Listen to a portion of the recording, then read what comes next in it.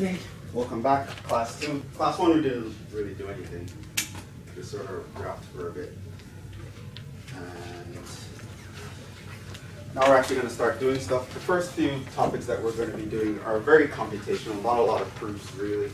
Here and there you'll see some, but it's mostly computation.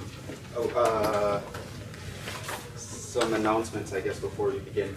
I've been in contact with several students from this class and my other class about what's actually required for your major. Right? So that's why I asked on the questionnaire the first day, are you sure you need this class? I asked again, are you sure? Think about it again, right? I'm not being condescending saying you guys don't know what you're doing, but every semester it happens. A student comes to me halfway through the semester, I actually don't need this class. And they drop. They wasted a whole semester when they could have been taking something else. Just want you guys to make sure, double check that you need this class, because there are several majors in here where I'm like, why are you here? You know, I've seen some psychology, I think, in childhood education. I'm like, you're not, you don't need this, right? As far as I know, the people who need this class are math majors and computer science majors. I don't think computer engineering needs it, but you can double check. No. Math and computer science, right? If you're not one of those majors, make sure, double check whether you need this class. Right? But the advisors are never here. Which advisor? Bob. Oh, yeah, he wasn't there last week either. He wasn't at home last week and he's Oh, here Bob? today. He's here on Wednesday. Usually they're on Mondays or Thursdays, I think. Yeah, they have a special schedule. He ain't here today. There's a sign. There's a sign on the door that tells you when. Should be here today. What. He's not here today. You can also check with your department, the actual department, and they can tell you. Another thing to be aware of is sometimes other departments don't really know what math is about, right? So they might think, oh yeah, take 3, 4 to 6. Yeah, it should satisfy your degree requirement, but really it doesn't, right? But if you go to like Professor Bach and you ask him, you know, my department's telling me that I need to take this math class, but it doesn't really make sense to me. Is that true? He can actually write a letter to them saying, no, they don't need this class. They can take this class instead, blah, blah, blah. Right? I've seen that happen tons of times. Right? So that's just something you want to know. You are not, if you're in childhood education, going to be using this class. You're not going to a class. Okay, kids, today we're going to learn how to do a proof by contradiction. You know, Tommy's over there eating his own poop. It's not going to happen, right? You're not going to need this class. I mean, if you're here because you like math, you want to have fun, I have no qualms with that. But I don't want you to be here thinking you need to be here when you don't. Right? So just make sure, double check, especially if you're not a math or computer science student, make sure that you need this class. Also, everyone was supposed to email me at the end of the first day. I only got like 21 emails, I think, and I have like 35 students. Well, 36 now with Stan. Okay.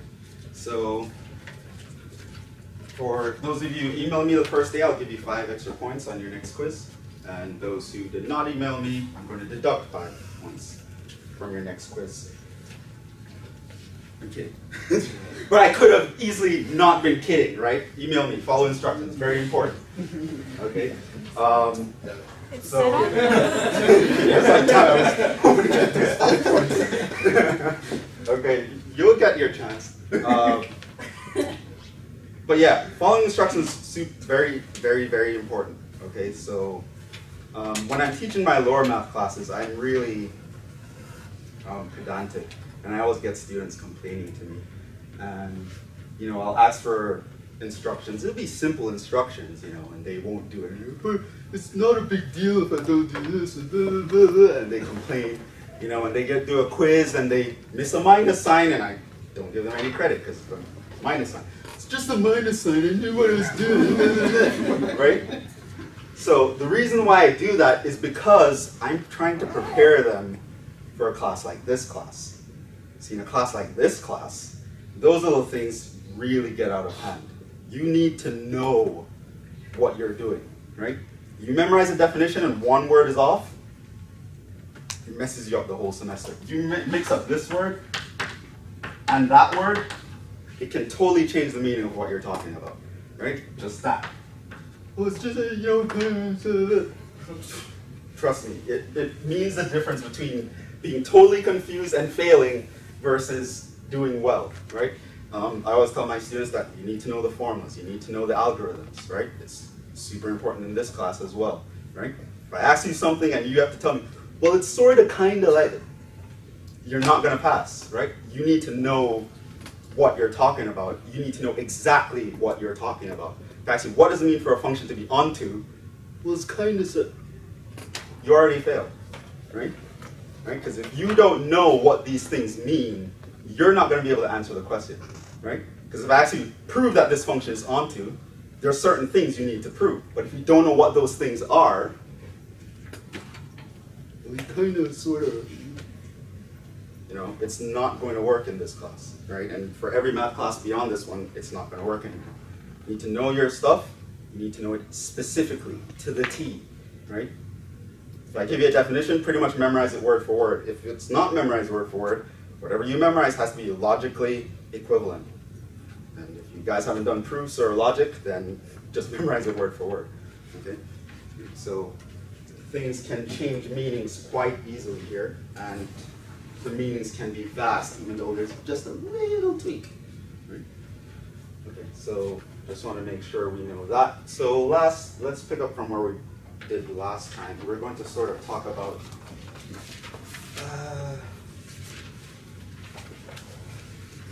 well, now we're sort of going to start, what section in the book is it? 1.3.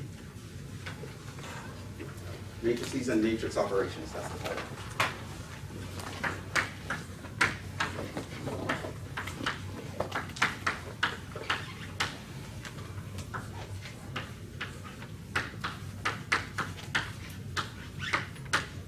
By the way, this semester I'm sort of trying out a different view with my camera. If you've seen any of my other lectures on YouTube, you'll notice that they're sort of close up. So I have a student volunteer move the camera every time I'm at a different board. But now I'm trying this wide angle view so you see everything at once and you don't have to be moving stuff. So when you watch the videos, you guys can tell me which view you prefer in general. I took a look at the first lecture video. Is there a way we can sort of like move this a little bit forward? Because I think in like the video it gets like a bit, it could get a bit more of the board. But it's not bad. But yeah, the thing is, I tried that, but to actually, if I move it forward, I'm going to miss some of the edges. Like where it is, catches the board like right at the edge here. So the thing is, if I come in further, I'm going to be actually losing board space. Okay. Which, it might be an option. I can deliberately not use some of the board if you guys think that's better. But, you know, just watch the videos and let me know how you think the quality is if you can actually read it. Yeah, so let's start with matrices and a matrix operation. Let's start with a definition.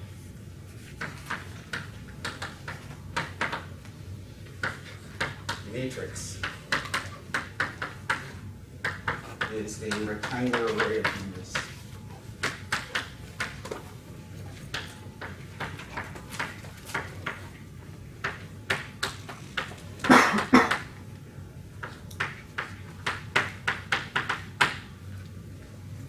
Basically what the definition is, examples, you can have a 1-by-1 matrix. 1, 2, 3, 4, another matrix. 1,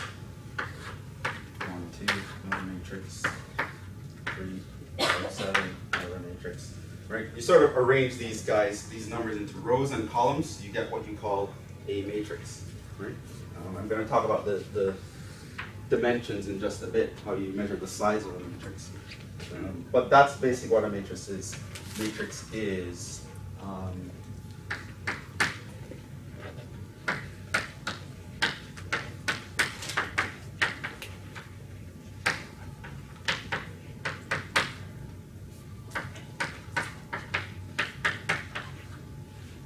numbers in the matrix we call entries. So 1, 2, 3, 4 are the entries of this matrix. Right? Call them entries.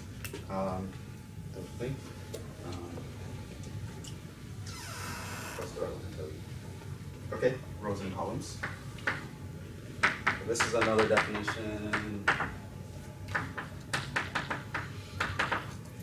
These aren't super important for you to memorize. When we get to stuff I need you to memorize, these are sort of intuitive. You know what a matrix is. A row a horizontal sequence.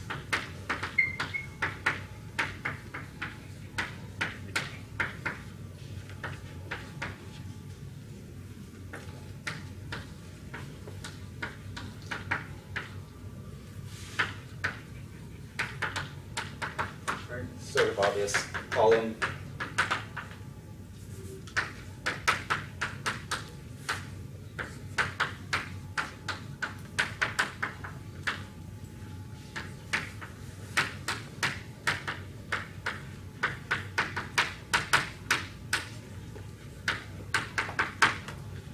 Example, I have the matrix 1, 2, 3, 4, 5, 6. Then row 1 would be 1, 2, 3. Row 2 would be 4, 5, 6. Note, rows are numbered from top to bottom.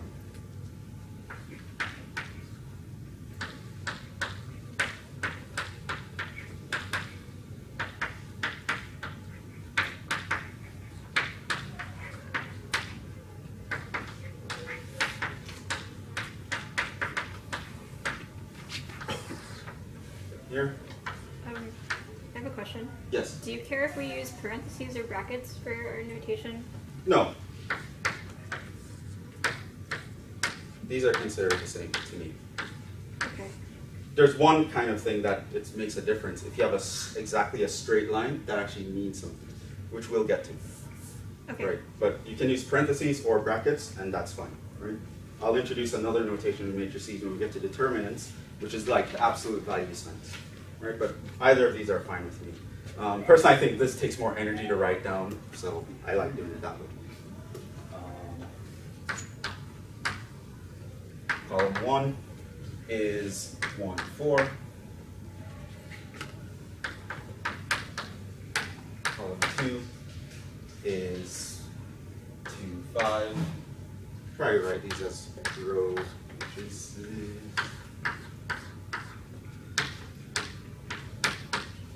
Column 3 is 3, 6. Columns are numbered in increasing order.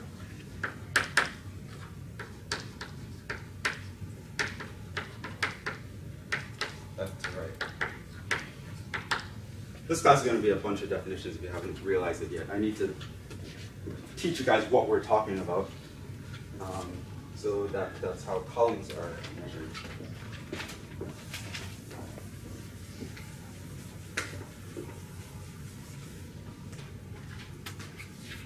So these aren't really things to understand, it's just things to know. These are the names we call things.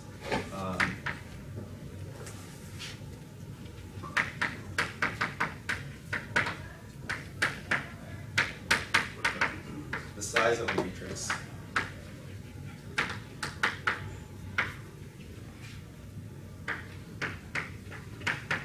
denotes its number of rows and columns.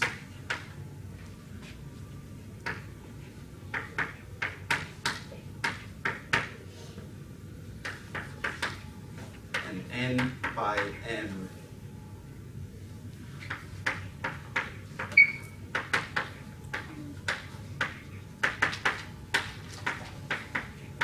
matrix has n rows and n columns. Example.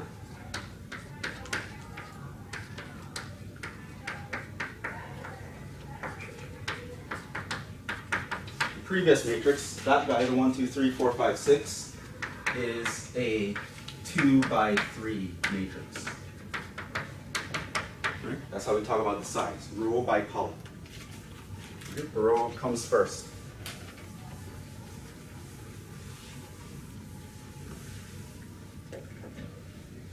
Let's do what I want to tell you.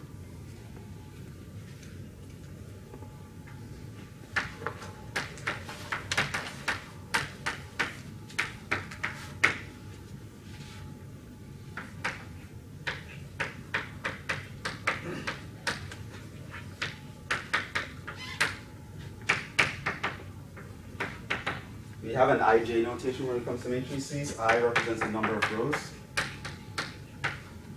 J represents the number of columns.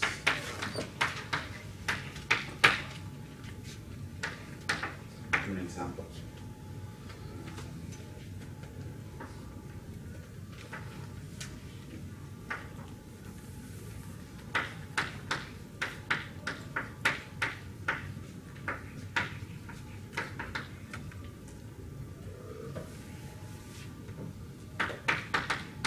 For a matrix A, right? That's the name of my matrix. It's very typical for them to have.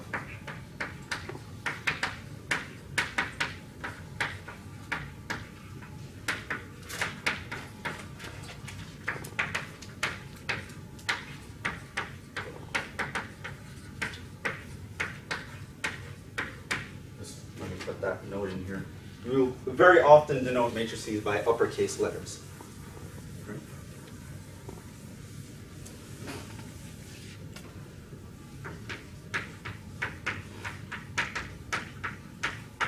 Right. So for a matrix A that is, let's say, a 2 by 3, the element in the, let's say, second row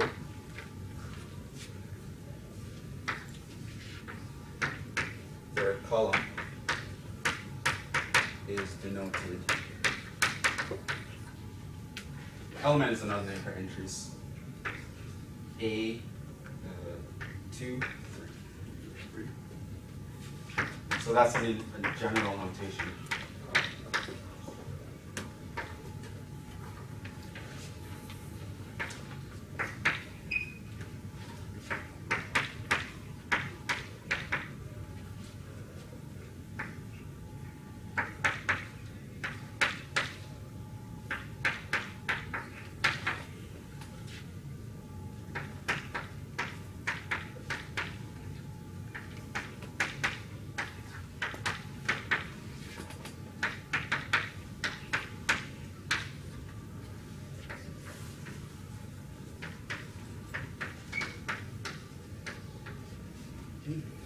Well, I mean the ith row, jth column, we give it subscript A, ij,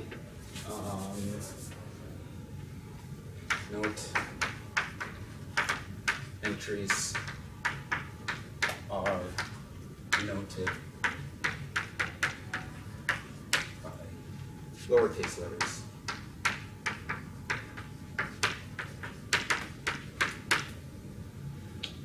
Another notation.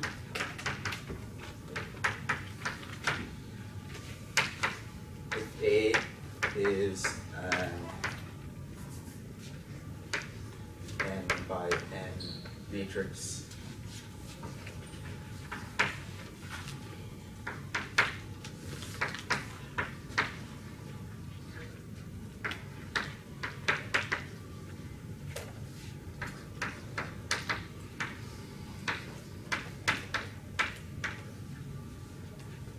you can represent A by that notation. And sometimes you put like the n by n down here. If it's understood, you'll probably omit that. But this is a way to describe a matrix by talking about what each entry looks like. You can give a formula for each entry. So that's an example. Is there another notation? Or we can put A, I, J. And this will be brackets. Okay.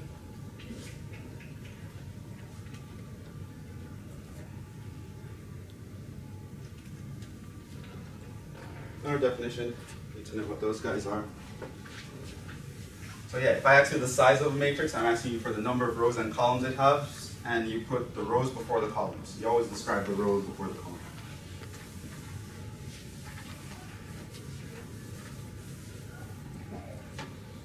Another definition.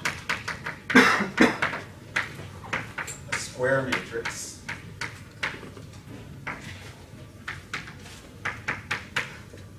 as the name suggests, is a matrix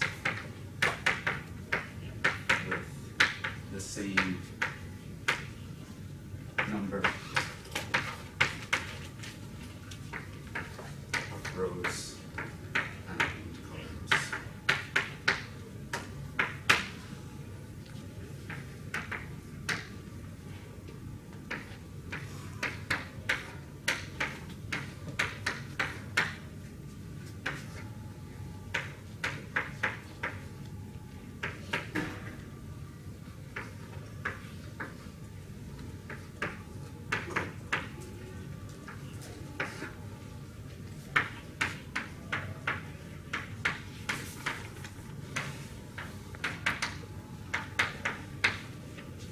The word matrices, plural for matrix.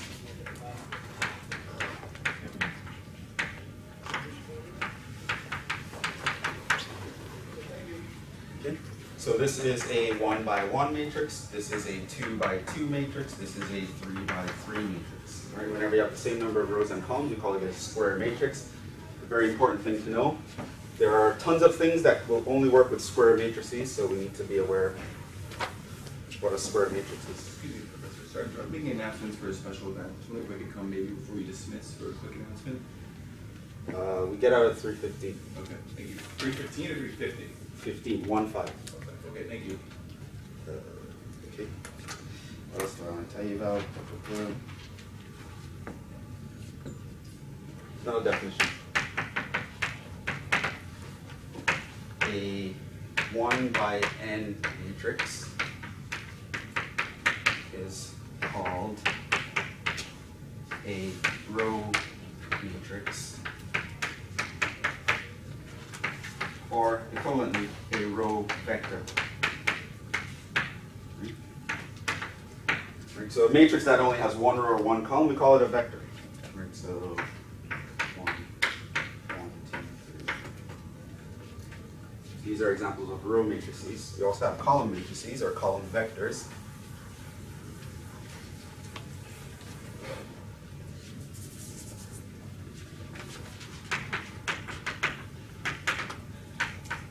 A n by 1 matrix is a column matrix or column vector. Okay.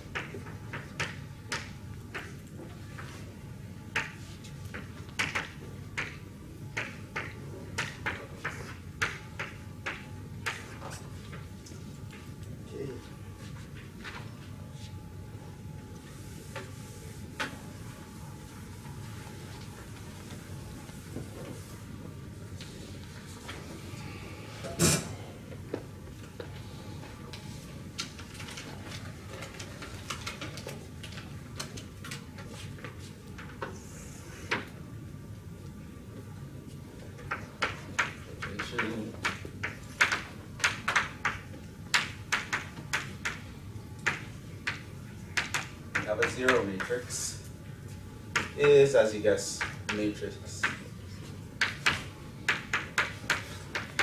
with all, you want to say the matrix with all entries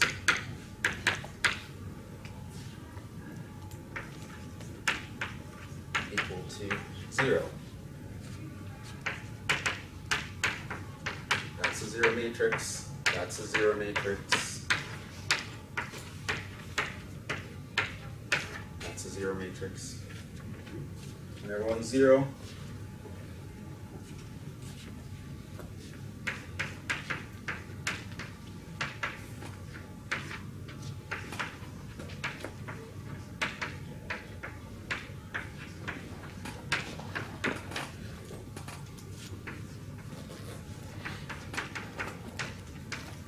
Might talk about this a bit later. This is assuming the natural definition of addition. This is what 0 looks like. 0 could look like something else.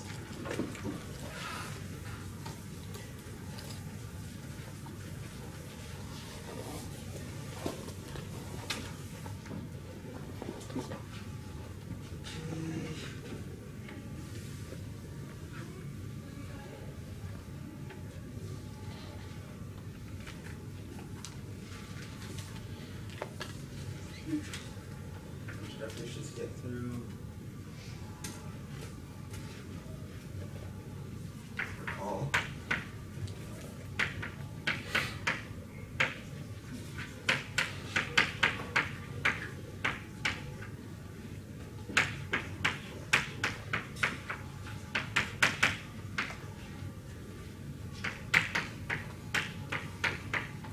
among other things, matrices may represent linear transformations. In other words, we can think of them as multi-dimensional functions, where both your input and output has multiple dimensions.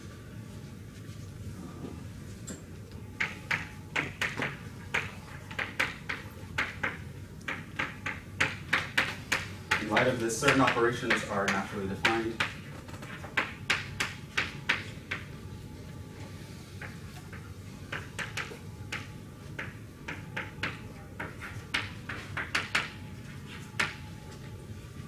So let's talk about some operations.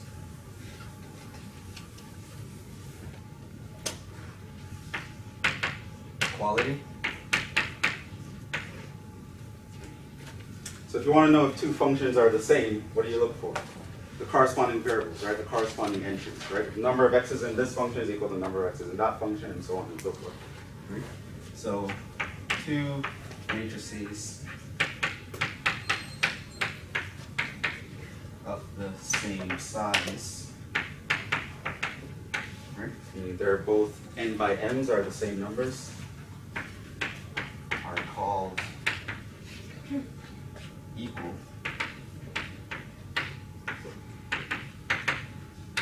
if corresponding entries are equal.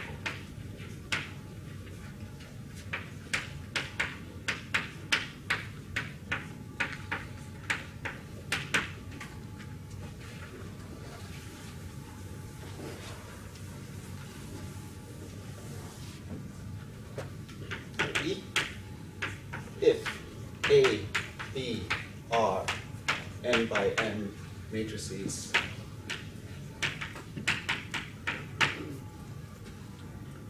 then A equals B if and only if Aij equals Bij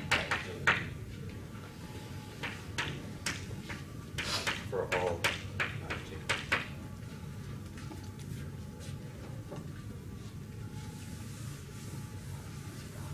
So just look at corresponding entries, make sure they're the same. It's not terribly confusing, hopefully.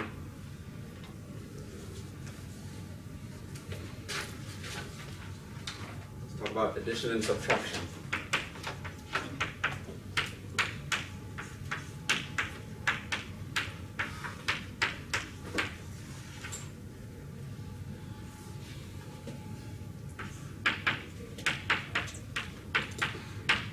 Same thing with functions. You add two functions together, you add all the like terms. Same thing we're to do with matrices. Similarly, we add, subtract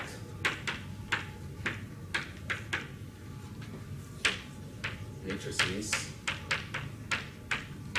by adding, subtracting corresponding components.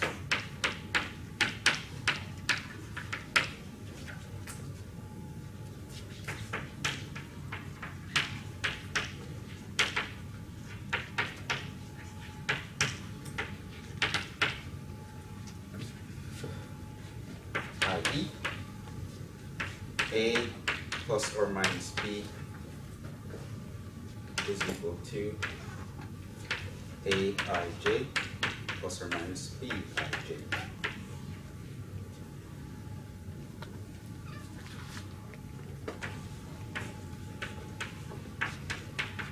Where A, B are the same size. Again, they have to be the same size, right? This is all a matter of dimensions. Yes? The third line, in light of, what is the word? In light of this, This, I guess. certain operations are naturally defined. Like equality, it's done in the natural way. Addition and subtraction, done in the way you assume, the same way you did with vectors.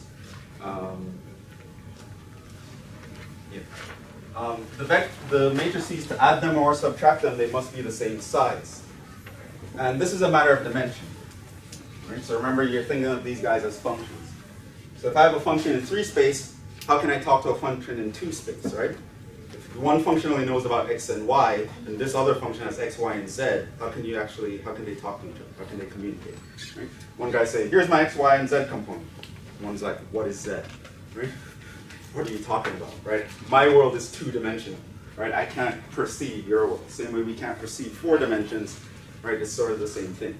For matrices to talk together and be able to operate together, they need to have the same size as far as addition and subtraction are concerned. Right? And you just add or subtract them by corresponding entries.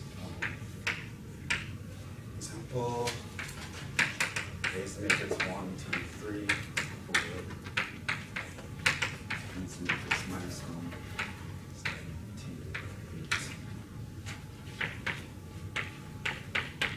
8. And 8 plus 8 equals 1 minus 1, 2 plus a 7, 3 plus a 2, 4 plus an 8. That's 0, 9, 5, 12. A minus b would be 1 minus a minus 1, 2 minus 7, 3 minus 2, 4 minus 8. Just 2 minus 5, 1 minus 4.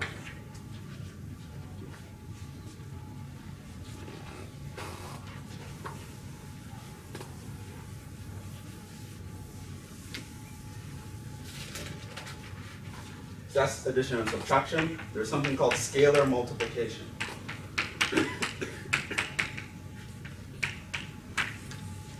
We can scale matrices.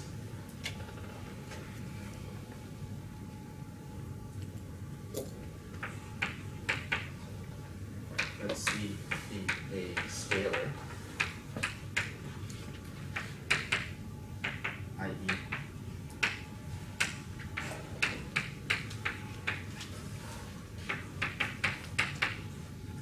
the member of a field.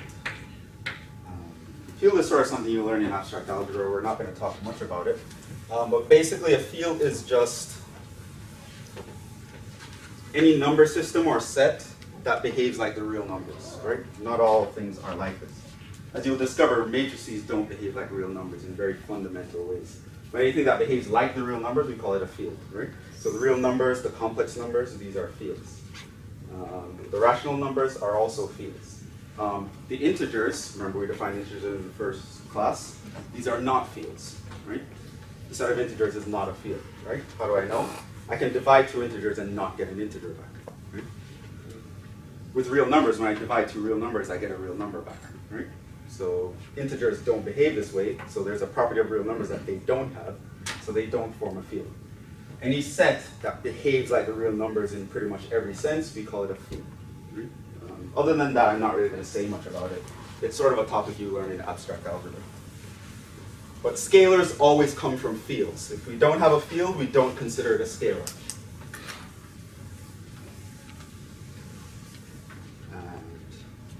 So probably in your previous math classes, when someone told you a scalar, you just assumed it was a real number. In general, that's not the case. Right? You don't have to be a real number to be a scalar. Wait, can you explain again why integers are not a field? They don't behave like real numbers. Why not? Division doesn't work. Oh. Take the integer 1 divided by the integer 2, the result is not an integer.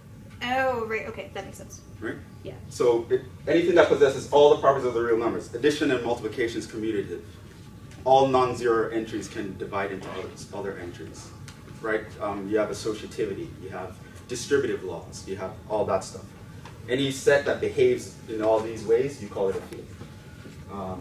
Fields are where we get our scalars from. So let's suppose C is a member of such a set. Could be the real numbers, the complex numbers, or something else, a rational number as well. But integers and natural numbers are not. Let's C be a scalar and A be a matrix.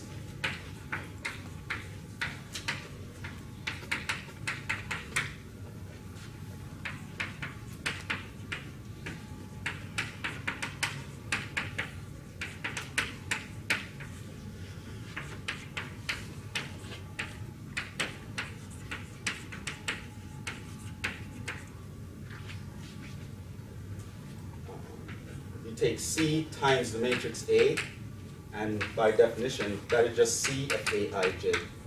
In other words, you multiply every component in the matrix by that scalar. So, for example,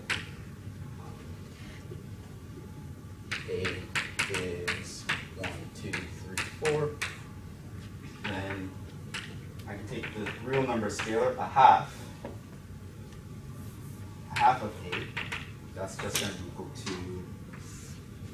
a half times 1, a half times 2, a half times 3, a half times 4. This is 1 half, that's 1, that's 3 halves, that's 2. This is called a scalar multiple. This operation is defined as scalar multiplication. So we can multiply matrices by scalars. Same way we can multiply vectors by scalars from Calc 3. And this process is called scalar multiplication.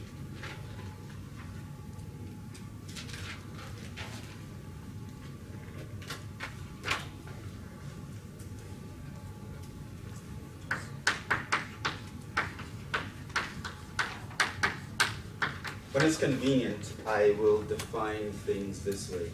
For convenience,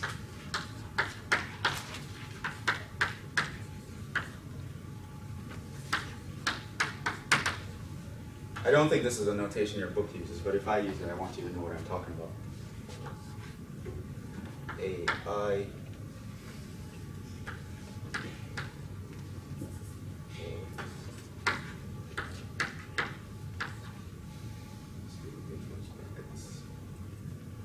brackets are the rows, and one without brackets.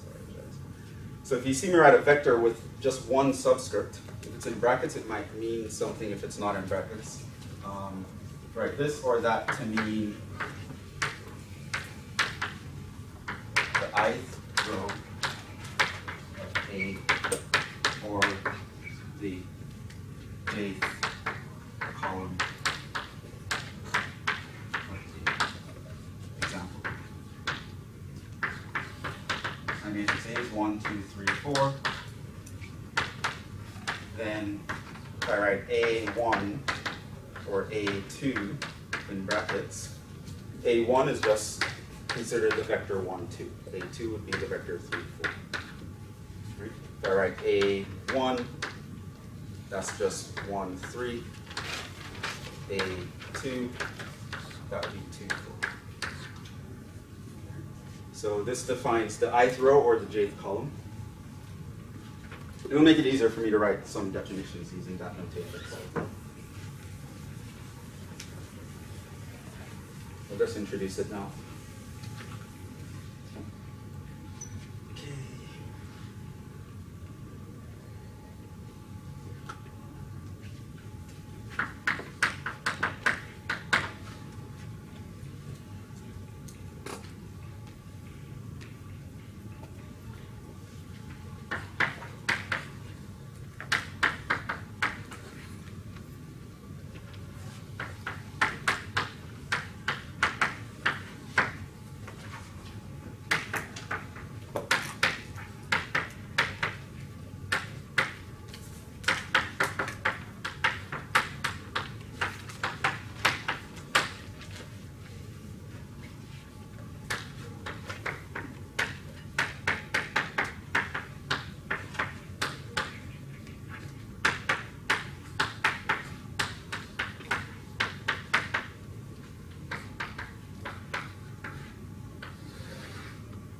A new phraseology being introduced here. To be conformable. Number of columns in one matrix is equal to the number of rows in another matrix. We say the first matrix is conformable with respect to the second matrix.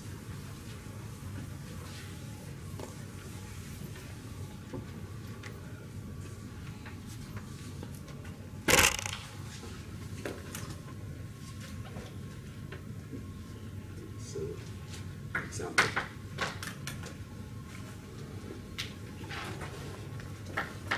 A is conformable with respect to P in the following.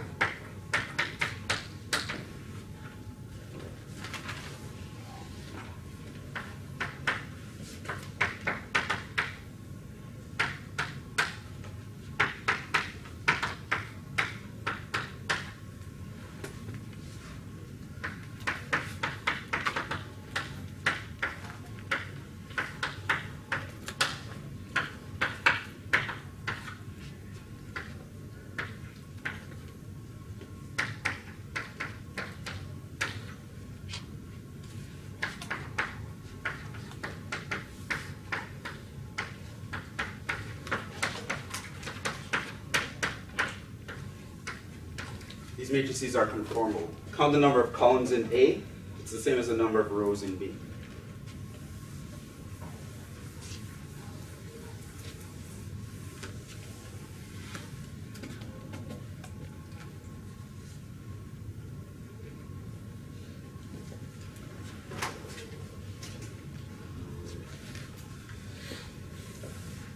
I gave you that definition to introduce the next thing.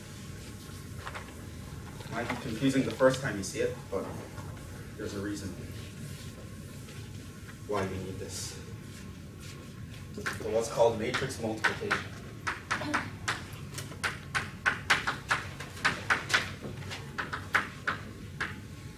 This is not defined in the intuitive way. You don't multiply corresponding entries when you're multiplying matrices.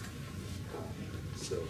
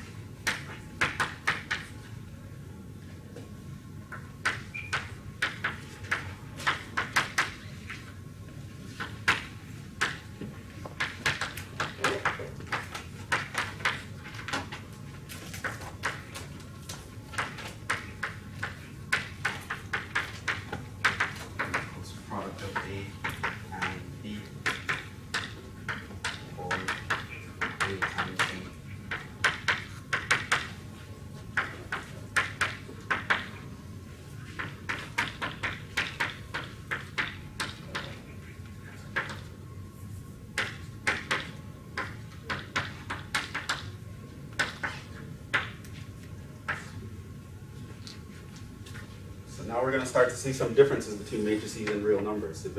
They've been behaving very similarly so far. In terms of multiplication, they don't. You can't multiply matrices whenever you want. They have to be conformable for you to multiply. Right? To find the matrix AB, the number of columns in A must be equal to the number of rows in B. Right?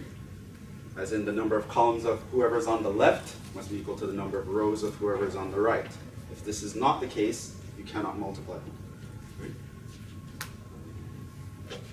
First, some consequences.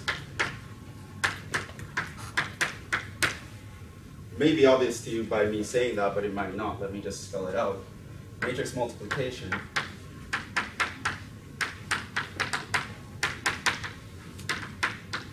is not commutative.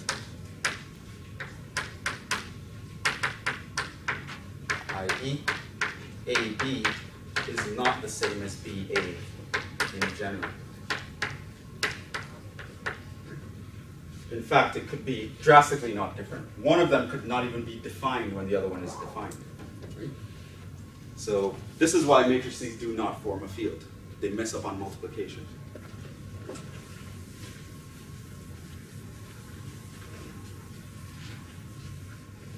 Set of matrices form what we call a vector space. We'll talk about that a bit later. But they're not a field. Multiplication messes up. It's not commutative. Order matters when you're multiplying. Why?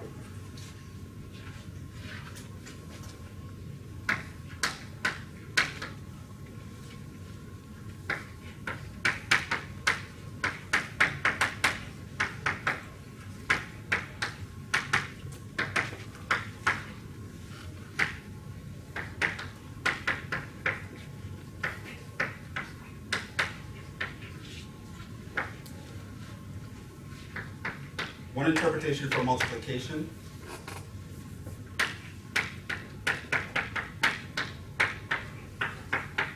is the composition of functions, right? So AB is really A of B, right? This is not the only step where we'll neglect to write that little circle for a composition, okay? So when you're talking about matrices and you're multiplying them, what you're really talking about is composing one with another. In other words, you think of B as a function, a linear transformation, and you want to plug it into another linear transformation. Now obviously there are going to be some hiccups here because then we have to worry about dimensions, right? So what if this guy only has a two-dimensional input, but the other guy doesn't have a two-dimensional output. How are they going to connect, right? So if I'm plugging in x, y, and z, but this guy only takes the input in x and y, I can't actually connect these functions together. That's why certain things have to line up, right? So before I define it, let's actually illustrate this idea.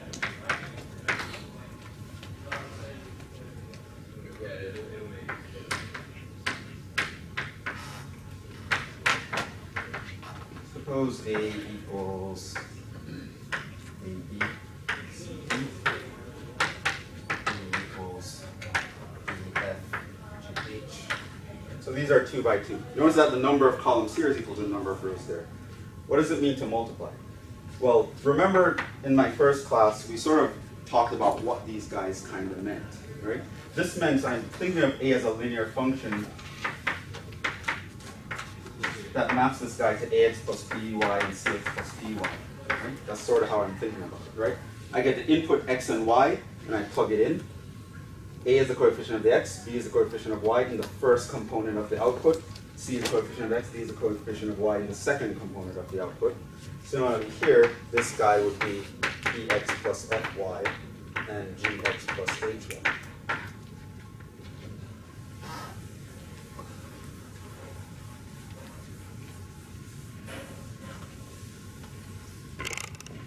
Now let's compose them.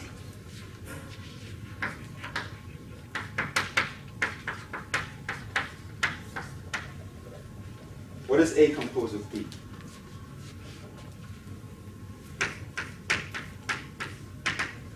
How do you describe it? You want to plug this function into that one. How could we do it?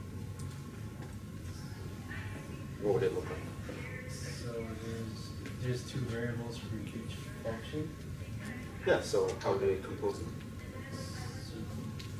So you put the b function inside the a function. Yeah, how? Tell me what to write down. Define how much is the x, and later on multiply to the x. Fy over e, and you plug it to the x. Remember, we're thinking of these as two-dimensional functions. So this here is like the x component, right? This here is the y component, right? So you sort of think of plugging in the x component into the x values, right? And the y components into the y values, right? So this would sort of look like A, open bracket, you plug in the x component, right? Ex plus fy, right? Plus b times, plug in the y component, gx plus hy, comma,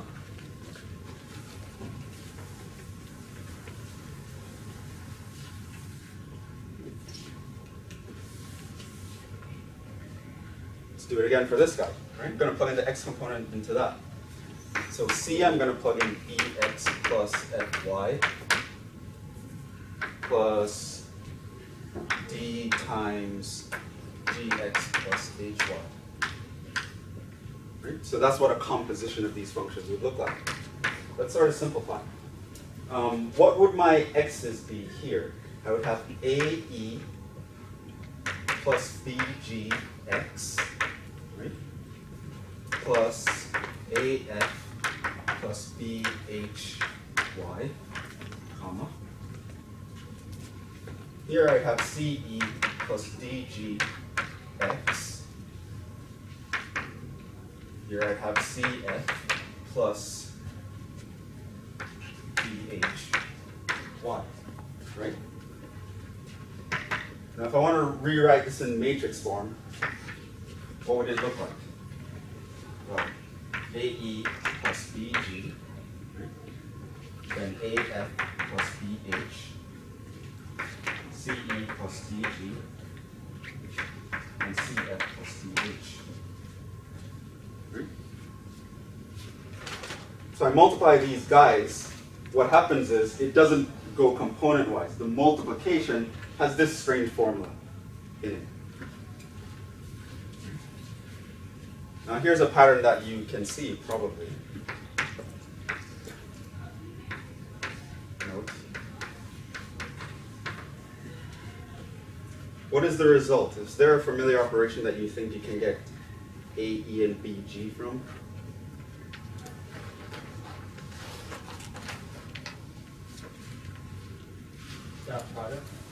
dot product. Notice if I think of this as a row vector, and this, and I dot product that with this, I would get A, E, B, G. Basically what happened here is I took the first row of A and I dot product it with the first column of B. Then I took the first row of A and I dot product it with the second column of B. Here I took the second row of A, dot product with the first row of B. Here I took the second row of A, dot product with the second row of B. Right. Notice that the first row of A gives us the first row of the result. The second row of A will give us the second row of the result. The entries are given by dot products of these vectors. Why? Because that's what it means to be compositions. So with this we can illustrate, well, we can define matrix multiplication in general. And this is also why the number of columns here must be equal to the number of rows there, because when you're dot producting the vectors, they need to match up. Another way you can think about this is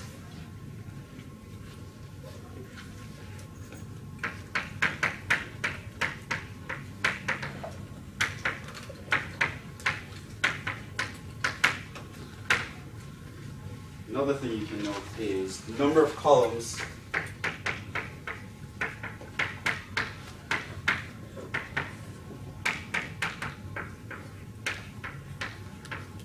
Can anyone describe this in terms of, say, something like dimensions and functions?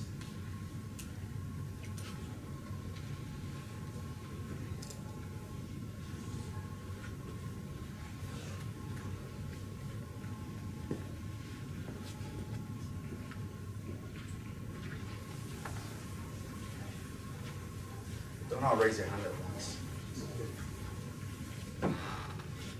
Let's say I have the matrix A, B, C, D, E, F. All right, remember, what would we think of that as? AX plus BY plus CZ, comma, DX plus EY plus FZ.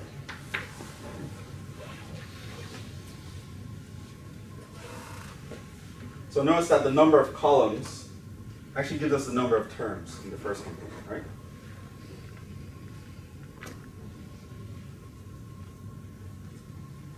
So this, if I think of this vector, let's say these are real numbers. What space would this live in? R3. Now, as a vector, what space does this whole thing live in? R3. R2. Right? There are two components, right? So there's something coming from R3 that's outputting in R2, right? So the number of columns tells me what? The dimensions where I'm getting my inputs from. The number of rows, right? That row would be separated by a column here, will tell me the dimensions of my output, right? So this matrix describes a function that goes from R3 to R2. In general, your number of columns is the number of input dimensions. Your number of rows, number of output dimensions.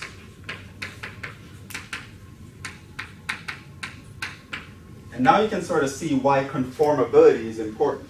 If the number of outputs of this guy doesn't match up with the number of inputs of that guy, how are you going to compose them, right?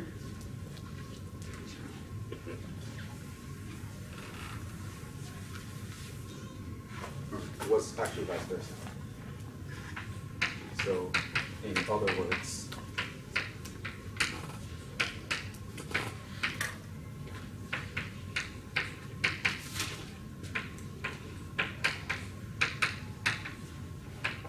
so I sort of told you how to do multiplication. I'm going to define it in general. It's just like dot products of rows and columns.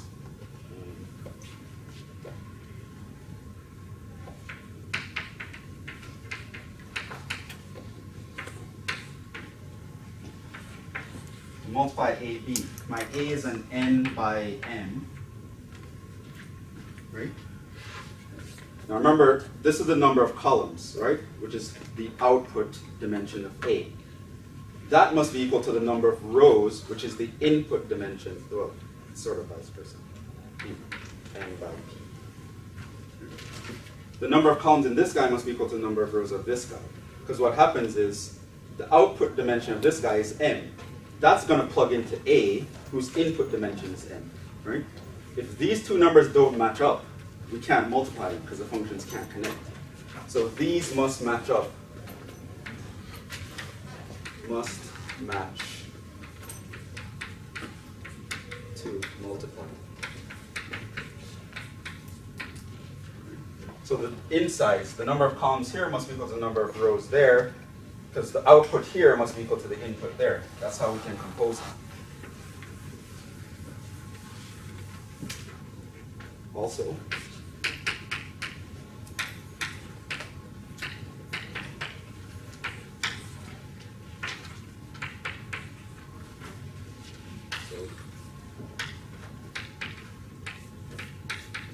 to multiply, these two numbers must be the same. It turns out the outside numbers also give us information.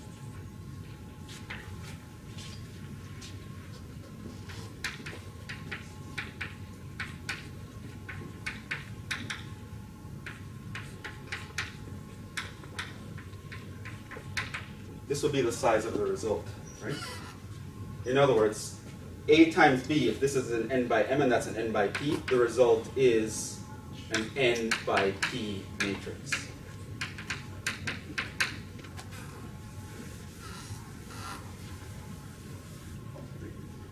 Why? P is the input dimension of B. What I'm doing is I'm plugging in a number in B, plug that into A, and then taking the output of A, right? So if I sort of cut out the middleman and I think only in terms of input on one end and output on the other end, what am I going to get? P is going to be the input on the first end. And when everything's all said and done, n is the dimensions of output on the other end, right? So the number of columns over here and the number of rows over there define the result of my multiplication matrix, right? So if I multiply an n by m and an m by p, the result should be an n by p, which is a good way to check your answer, right? If the size doesn't match up, then things are, let's do an example.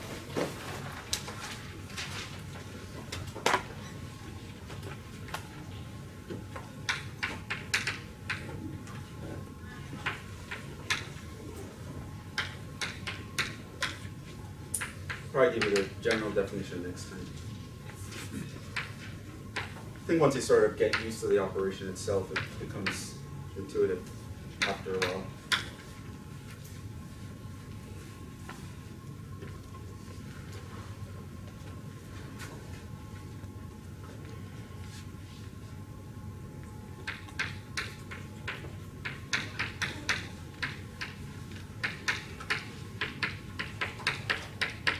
First question, does AB exist? Yes. Well, you can see, number of columns in A is 3, number of rows in B is 3. Okay, AB exists, yes. Does BA exist? Yes. Yeah. Number of columns in B is 2, number of rows in A is 2. Let's find them.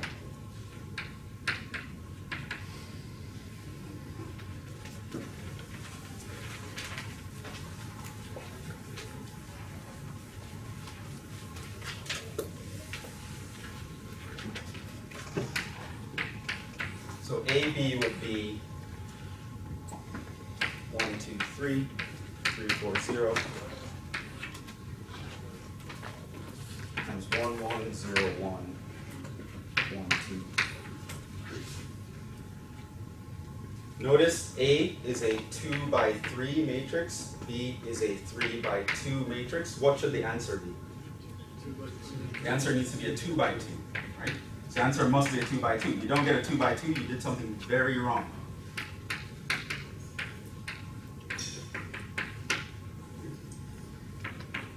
Let's remember this. How are we going to actually find what that is? Well, you take each row of A, multiply by each column of B. The first row of A will give you the first row of the output. the second row of A gives you the second row of the output, and so on and so forth. The rows of the output comes from the rows of the left guy. Right? So if I take dot product of this with that, that will give me the first component. So this is 1 times 1 plus 0 times 2 plus 3 times 1. First row times second column gives you the 1, 2 entry. 1 times 1 plus 2 times 1 plus 3 times 2. Now I'll move on to the second row, given by the second row. Okay, this row, dot product with that column. 3 times 1 plus 4 times 0 plus 0 times 1. Second row by second column gives me 3 times 1 plus 4 times 1 plus 0 times 2. Ultimately, the result would be 1 plus 3 is 4. 1 plus 2 plus 6 is 9. 3 plus 4, 7. This is the result. Yes. Can you explain the first one? Okay. So this here, the first row, comes from first row of A. The second row comes from second row of A. Right? No, I mean only the first part. Yeah. So I take this, think of this as a vector that I'm dot producting with this vector. So it should be 1. So it's 1 times 1 plus 2 times 0 Okay. plus 3 times 1. Okay. Do the same thing here, dot product with that. Here, dot product with that gives us the first guy here. Here, dot product with that gives us the second guy there. Result is a 2 by 2. BA also exists. Let's find BA. Then we can sort of end there. Give you the main definition of multiplication next time and do some other stuff. BA would be 1, 1, 0, 1, 1, 2 times 1, 2, 3, 3, 4, 0. B is a 3 by 2. A is a 2 by 3. What's the result? It's a 3 by 3.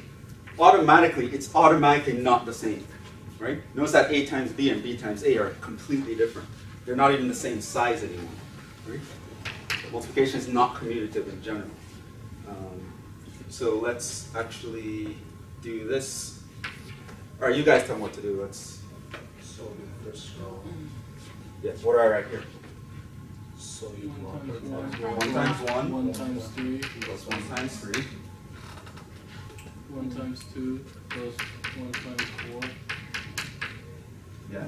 1 times 3 plus 1 times 0. Okay, second row. 0 times 1 plus 1 times 3. 0 times 2 times plus 1 times 4. 0 times 3 plus 1 times 0. Third row. 1 times 1 plus 2 times 3. 1 times 2 plus 2 times 4. 1 times 3 plus 2 times 0. So the result here of this multiplication is 4, 6, 3, 3, 4, 4, 0, 0, 7, 7, 10, 10, 3. 3. Right? So I take the composition of these two functions, the result is this function. It's a function that goes from R3 to R3. Right? Which makes sense. So I'm taking a function that goes from R2 to R3, and then it goes from R3 to R3. Then that would make sense. And clearly these two are not the same.